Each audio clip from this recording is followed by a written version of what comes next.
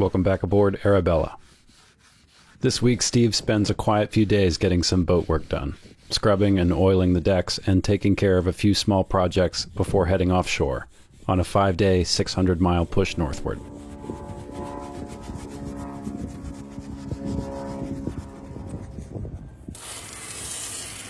If you would, just take a second and hit that subscribe button so that you can follow the journey.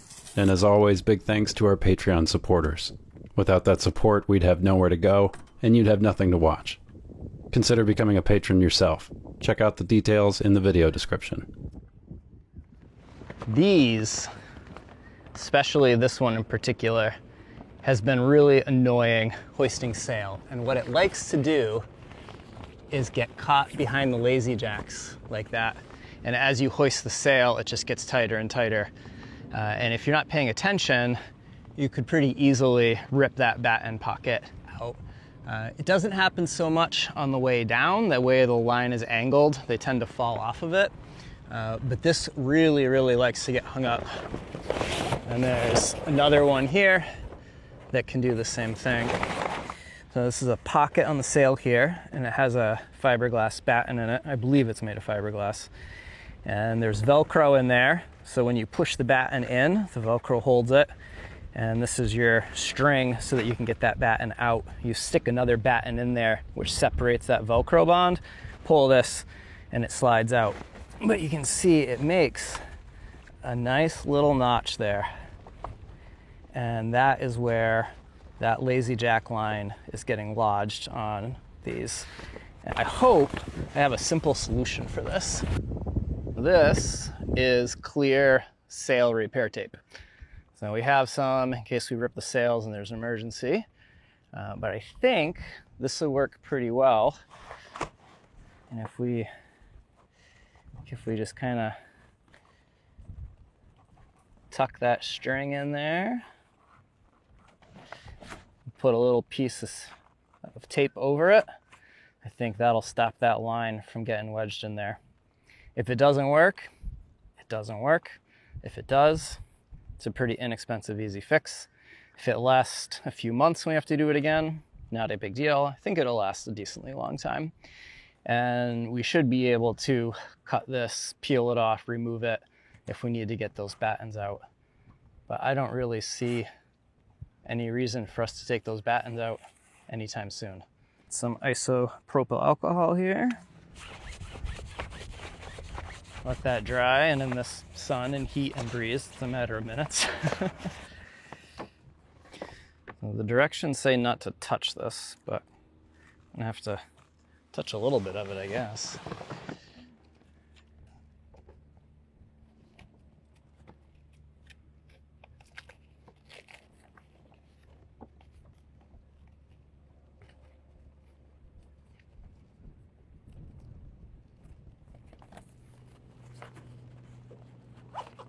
Get this all smooshed down, try to get all the air out from under it. There's the corner that I touched. It's not grabbing very well. It's okay. I don't think that line's gonna get in there. I don't know how long it'll last. To be determined. To be determined. Might be it needs a couple layers kind of thing. Might need a tiny little piece of sailcloth underneath it. Maybe we gotta trim the battens a tiny little bit. But we'll start here, because it's pretty quick and easy, removable, very non-permanent, and we'll see how long it lasts and how much of a difference it makes. But I think it'll make a huge difference.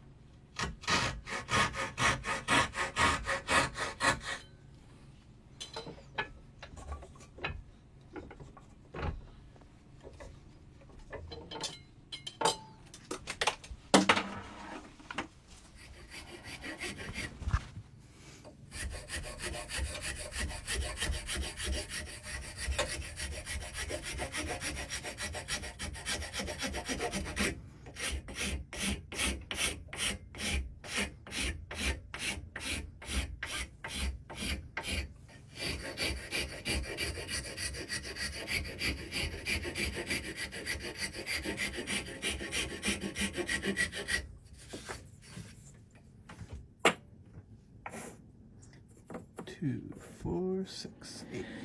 Perfect. These little stops that I've been making are gonna get glued on the boom, and they're gonna keep this line where it belongs. So this attaches to the tackle for the main sheet, and there's the same thing on the mizzen. And this distributes the load out onto the wooden boom, so we're not pulling just from one point. But the boom is painted with high gloss paint, which means it's slippery. And I did this with Dyneema, which is also incredibly slippery.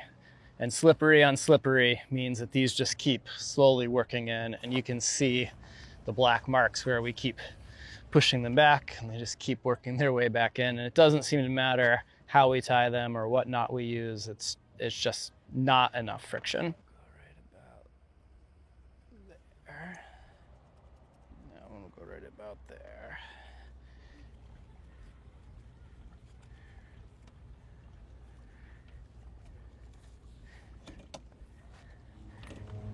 The boom is painted with epoxy paint, and then it is painted with topside paint from Total Boat.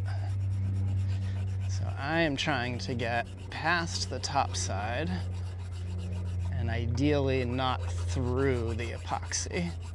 We're going to use epoxy to glue it, and the epoxy to the epoxy will adhere very nicely.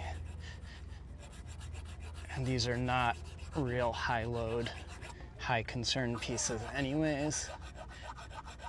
And if I don't like their placement or we want to move them, it'll make taking them off a little bit easier if I haven't molested the wood at all.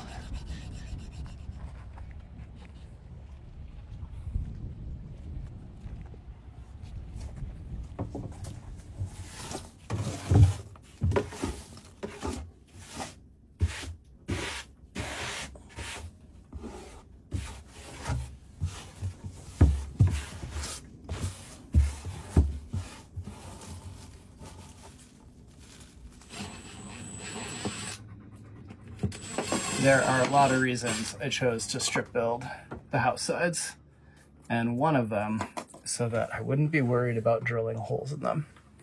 So if these were beautiful varnished woodwork, I would think twice about doing what we're doing. But if this doesn't work out or we don't like it, since it's strip built and it's painted, we can just make these holes disappear, and it's like they were never there. And that is a lot harder to do in a pretty piece of wood. Unless you paint it. This would be nice. These drive me nuts when we're at a rolly anchorage. Mm-hmm. And bang, bang, bang. Some of them are tight enough that they don't do that, but some of them are loose enough that they do, and oh, it's so annoying. Well, they've loosened up a lot since we've been living aboard. Yeah. This is a little cumbersome.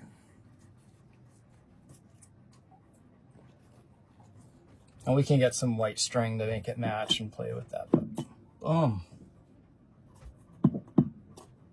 Silence.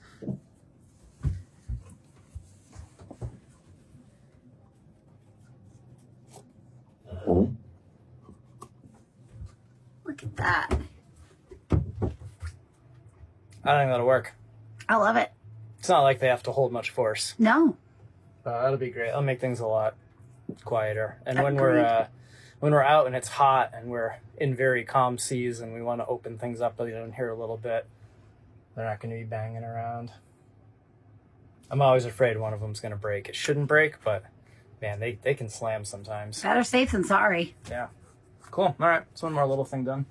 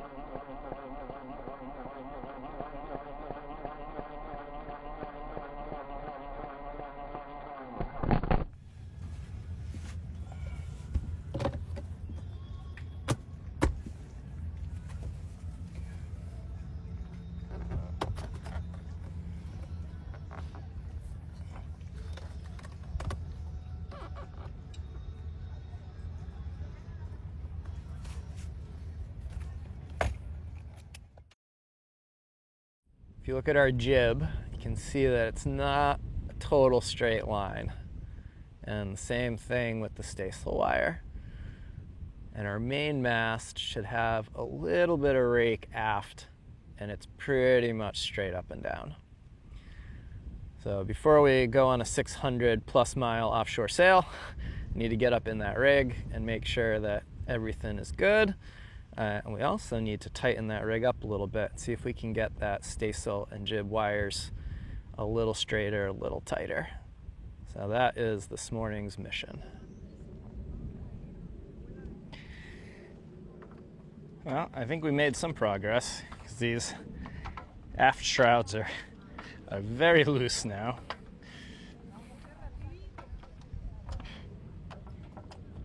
Forward one's not too bad. I got one, this aft one undone, ready to tighten.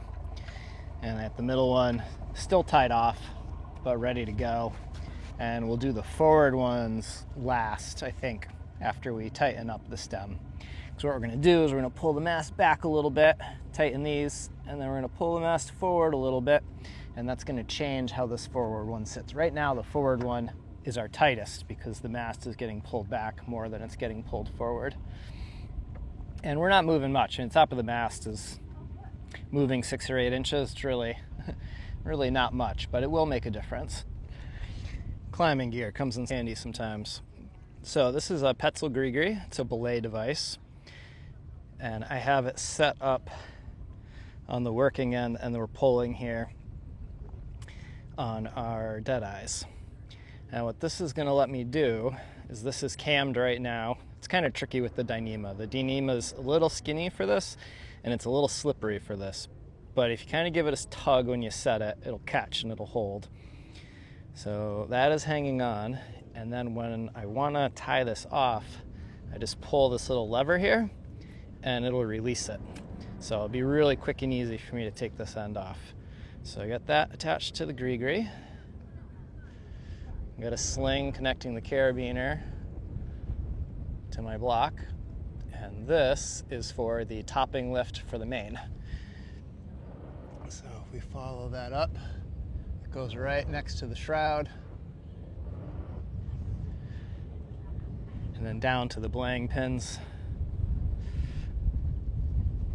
and it gives us some purchase. So I'm gonna go haul on that belaying pin and come and sweat this and haul and sweat and haul and see if we can get this snugged up.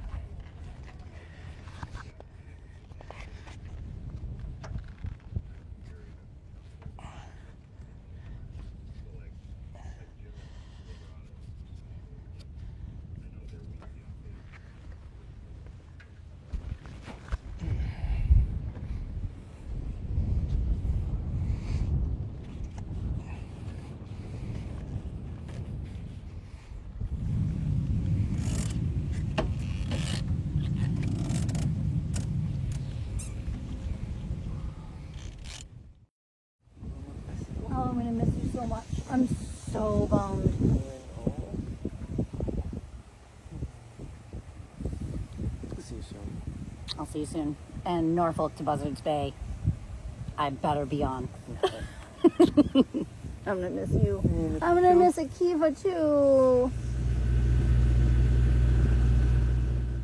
Knowing Robin wouldn't make the 5-day offshore run to North Carolina, Steve got a crew together. Jesse he had met at a previous anchorage on his own boat, and his friend Dave from college was up for the 600-mile trip to Beaufort.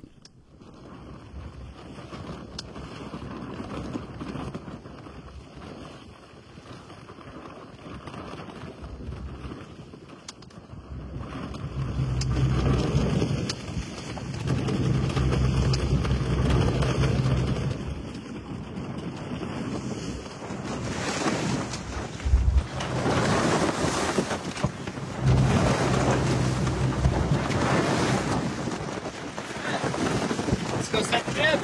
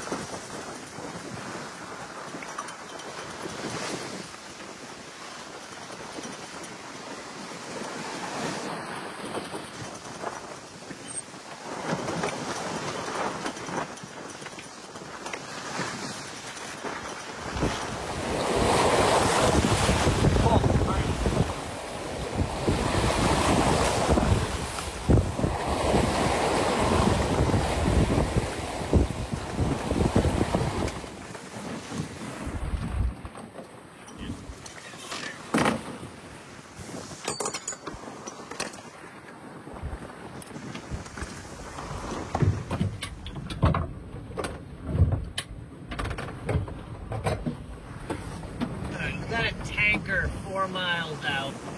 I think we're gonna miss each other, but just keep an eye on them.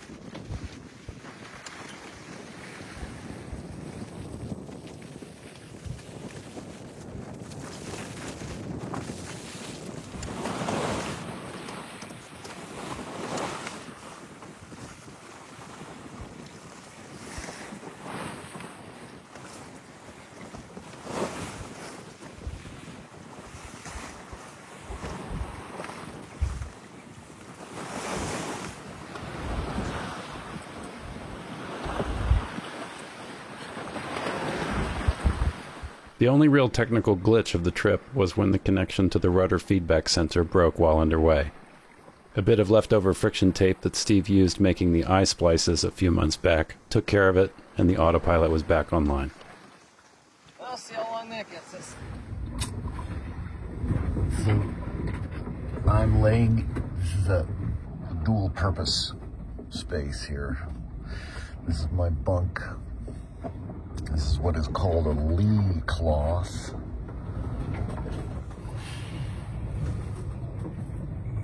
That's a big bronze plate. Bronze dowel.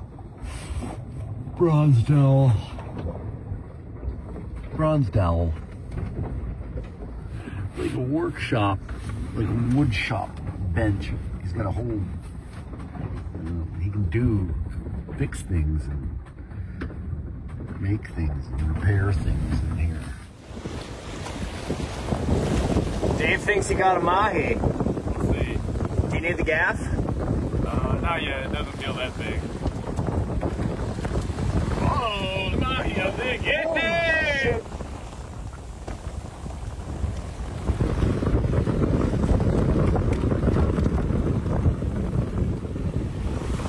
Beautiful. Look at those colors. I've never seen a wild mahi. I've only ever seen pictures.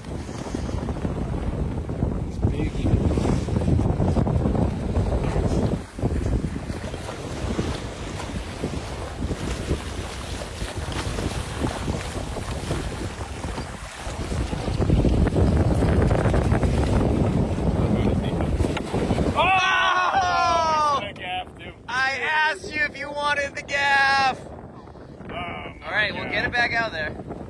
I'll get the gaff out. Well, where there's one, there's more, right? Yep. Yes. Oh, it was right there. I put this in like a couple days ago and put the gaff there. And put the saltwater wash down there. Just for that reason. Just for this reason. So the auto home can stay hooked up and we can hose off the deck and we can gaff the fish. Sounds like a plan. Should have been.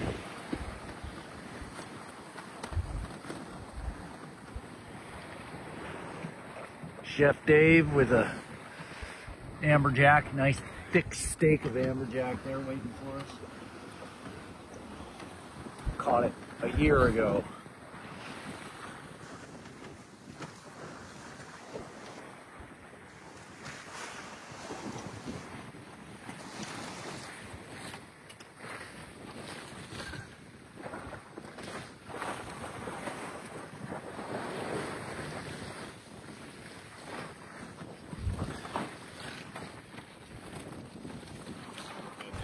Oh, Should I grab another lemon or lime to squeeze on? yes. No, I'll grab it. No, we got it, right? We don't need these anymore. Maybe just in case we get an emergency slide situation, I can arrest this fall with the pincers. Don't even say it.